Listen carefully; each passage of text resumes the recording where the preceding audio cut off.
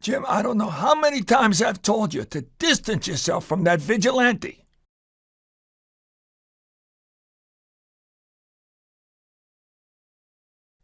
Once again, he interferes in police business, and the person we're trying to apprehend gets away. I've assembled an anti-vigilante task force. They're going to help us with this problem. How's it going, everyone? Joshua Ford back, and we're here with Winn Manning, who voiced Chief Bock, or actually Commissioner Bock in this story. First question here for Winn. What made you want to become a voice actor, and when did you start your career? Well, I started my career a long time ago as a stage actor. So right out of high school, I went to Boston University as an acting major, but didn't last long. Just too young. I didn't want to be in classes, so I just wanted to act. So I left school, and then kind of regretted it later. But I did. I worked and was an actor in Boston during those years. And then after a while, I just decided that a lot of people were pushing me towards directing. So I decided to go back to school and finish my undergraduate degree that I had left in directing. So I did that, and then I was back out directing in Boston for a while. And then I realized I was sort of in line to direct, the umpty-ninth production of Grease and plays that I didn't really care about. So I decided to go back to school for producing. And I was lucky. I got into Yale Drama School in the producing program there. So when I came out of there, I was looking for a job, and a couple of jobs came up right away, and I had loans and had to do something right away. So one was to run a theater, and the other one was to teach and produce theater and direct plays. And I had also, during the time I went back to school, worked in kids arts camps. So I got very into working with kids. And one of the things about this job was to create all the children's theater plays. So I also got interested in original work. So it was the perfect place for me. So I took that job, and I've been teaching for 30 years since then. Oh, The wow. voiceover thing happened because I really felt my students should be learning voiceover. So I was applying for that. I couldn't get any grant money to do it from the college. It's weird in higher ed like that. They look at some program like that and they say, "Oh, we're not going to pay money to have you teach students to make cartoon noises." That's embarrassing. So I could never get them to do it. So I finally did a sabbatical, and I did it on my own dime. Oh, And wow. So I studied voiceover. I'm out here on the East Coast, but I studied with agencies on the West Coast because everything was Zoom. It was about 5 years ago. And so I did it, and then built my own home studio, started doing it of all kinds, and then started teaching intro to voiceover classes at college. So that's how I got into it. But I've always been an actor, but the voiceover thing was just something that I felt was important, and I felt that to teach it, I had to learn to do it. So I've still been doing it since, because I think I have to know what I'm doing. So I don't find a niche really. I've been kind of doing it all because I have to teach it all to students. Right. So that's kind of the way I've approached it. So that's how I got to voice acting. Well, cool. That's definitely a unique route to it. I think that's really cool, though. Teaching is important. And one of the other voice actors in this project, too, Joe Pissarro, he was a teacher as well. And then he turned to voice acting. So he voiced Richard Grayson in this project. But yeah, I think that's super cool how you're trying to teach your students this skill, and that you actually, like you said, went off on your own dime to get it done. So it just shows how important it is to you. So that's awesome. Yeah. Like after listening to more of your samples, I was like, I think this guy could do this one voice that I don't think, like, the voice is so particular that I needed like a professional to do it, because with the voice of Mackenzie Bock, in the film, he like Con O'Neill just has like a very particular voice, and I tried doing it because I wanted to try it first. I was like, I did one sentence, I was like, yeah, I can't do this. So when I proposed you to do this voice, kind of what were you thinking, and what made you ultimately like take it on? Because I know it's not like the easiest, or at least in my opinion, it's not the easiest voice to do. Well, I think I didn't know that much about the characters.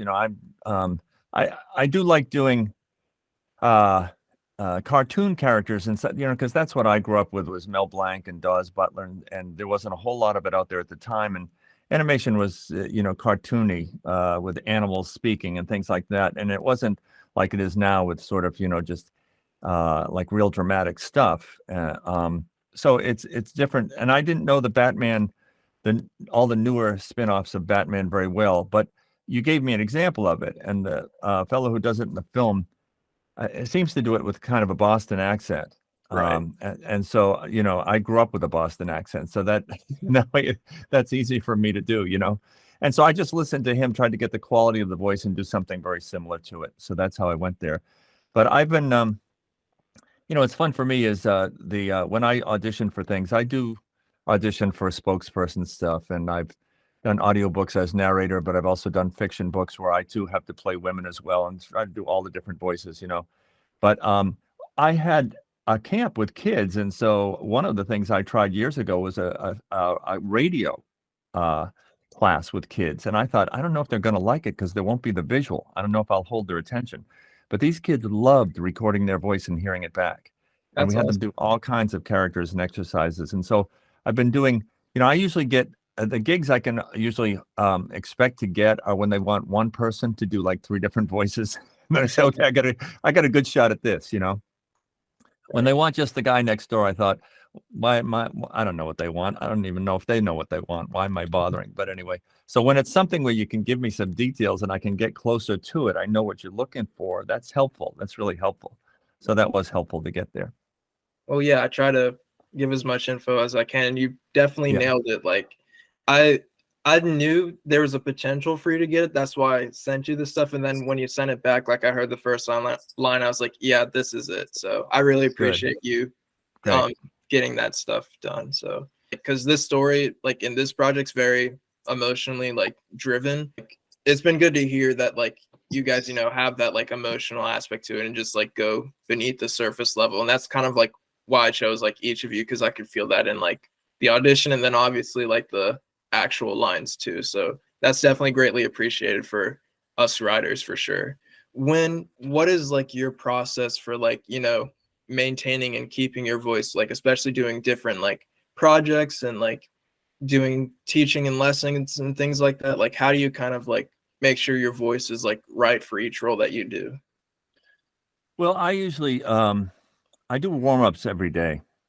And sometimes it's part of my teaching. If it, falls on certain days, I'm doing it with my classes. But I always do a vocal warm-up every day. And that really helps. I think it helps be successful doing auditions because, a lot of it's just breath and articulation and diction and so on. And just getting warmed up, before you launch in is important. I also do a lot of singing warm-ups too, which are helpful really because I find those are gentler on the voice in terms of warming up. And one thing I just simply um, have learned long ago is not to, because I've been a character actor and tried different characters on stage, so it's been vocal challenges as well as physical that I do when you're doing it on stage. But one thing I learned was not to ever do anything that hurts or strains. If it hurts doing it, stop, and if it hurts afterwards, don't do it. And so because there's other ways to technically get there to get the same kind of a sound. So I learned that long ago. So I don't do anything that hurts because I know that you have to sustain it. If you think of, in this case of voice acting, we may be able to record it once and done, but I think of it like, what if I had to do it 8 shows a week, for a year, So you want to do something that you can really sustain. And so that's been a challenge. For me, the biggest thing with voiceover differences is a lot of it is that I have to say, there's sort of tips and tricks to getting work in voiceover. I think a lot of what I had to learn, the learning curve for me was the tech of editing, and working with the microphone and working with the software and putting it all together, and creating a home studio. That was a challenge, but that's behind me now, But Right. what still is work is figuring out, you have to get the job. You could audition forever. There's so many people out there. But the thing is, what's good for me, lucky for me, is that I was also a director. So when an audition comes in, I read it. As a director, I interpret how the actor should do it, and then I tell myself, the actor, how to do it. But the other thing that I've learned as a tip is, and this is just from listening to voiceover podcasts, really, about people Mhm. getting work, is give them do what you think they want, and then give something else, maybe a take that you've got on it. But never give the one take, because they're listening through a bunch of people, they'll say, oh, that's not it. But if you can give 2 takes and let them know there's a second one to listen to, if it's slightly different, then you're basically letting them know you've got everything in between and that you're flexible. So even if that wasn't the first one, you did this other one, and maybe you could give them exactly what they want because you can do different things. So, I mean, those are just simple things, but I've learned that. And I'm telling you, when I started adding takes to the auditions, I started getting more work. It's just that simple. So as you go through time, you learn more about the business and how it's different from stage acting and film acting. There's definitely different tips and tricks. And so you can benefit from them and get working that way. Oh yeah, for sure. And you definitely, like, even with your role, with the very specific voice, I think you might have done like maybe 2 or 3 more like voices that were kind of similar with the takes. And I Yeah. was like, that's actually pretty useful because like some takes it does sound a bit better with this voice, like some words are like a bit clearer. So it's like that's Mm-hmm. definitely like we love that as writers too. So yeah, that's Mm-hmm. definitely a big thing. Yeah. Through your career, kind of what have been things that have stood out, whether it's like, teaching or just like performances that you've done? Well, what's really fun for me is, moving into voiceover work is that I feel in some ways it's like a continuation of what I was doing when I was teaching. One of the things that I did as a full-time faculty member, I could have had the summers off, but I created a summer multi-arts camp for kids and ran it for 25 years. And we had 250 kids a day at camp, Wow. and that was big. Yeah. So, and it was a staff of like 50 people. And we used to do a thing every day, which was called the 12:30 review, which was a show every day after lunch. And the kids, if they were learning things in class or had a piano recital outside, we would put together a half-hour show every day after lunch. And I was the host of the show. So I was kind of like, a cross between Mr. Rogers and some Soupy Sales, I guess, or something, a weird mix. But I was the host of the kids show. So I was entertaining kids every day. And then the camp came to a close because the college made other decisions.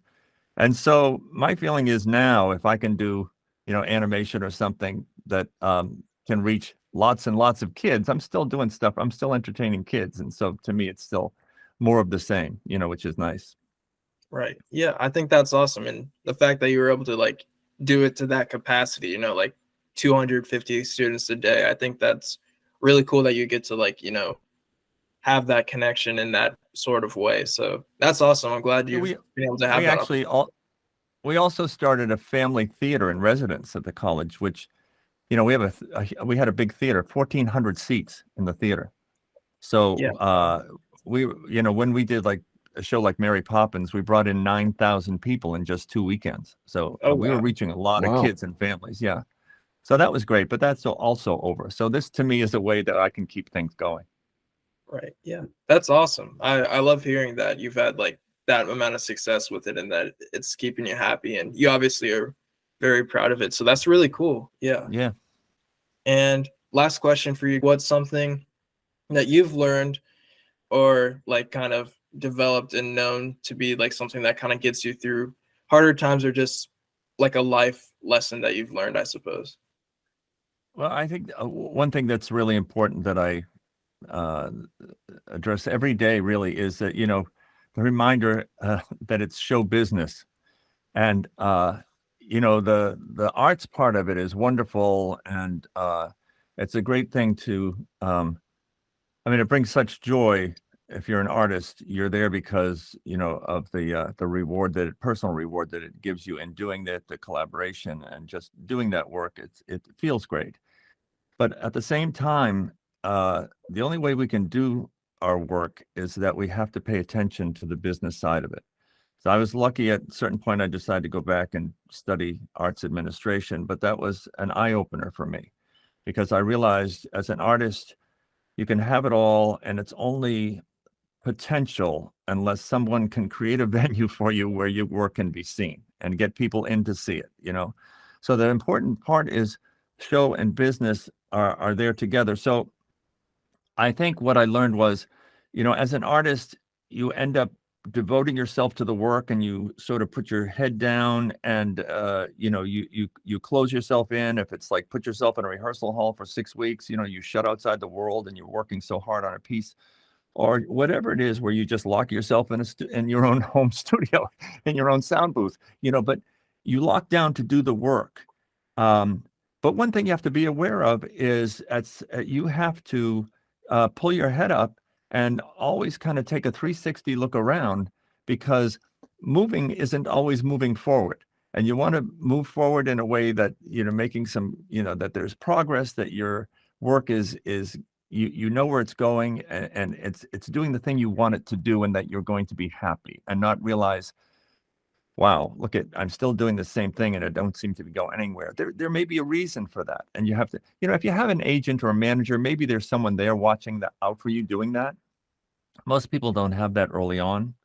And so, and well, I'm experiencing that right now because I have to play that role for myself because I haven't left teaching yet, but I will at the end of this year. At that point in time, you know, I've taken classes with agents and workshops and so on, but I've never asked them to sign with them or anything because I know that would be the kiss of death. Because an agent might say, "Can you work on Wednesday? I have this great gig," and I'd say, "I'm sorry, I can't work." And they'd say, "Well, why did you bother me then?" You know, so you can shoot yourself in the foot.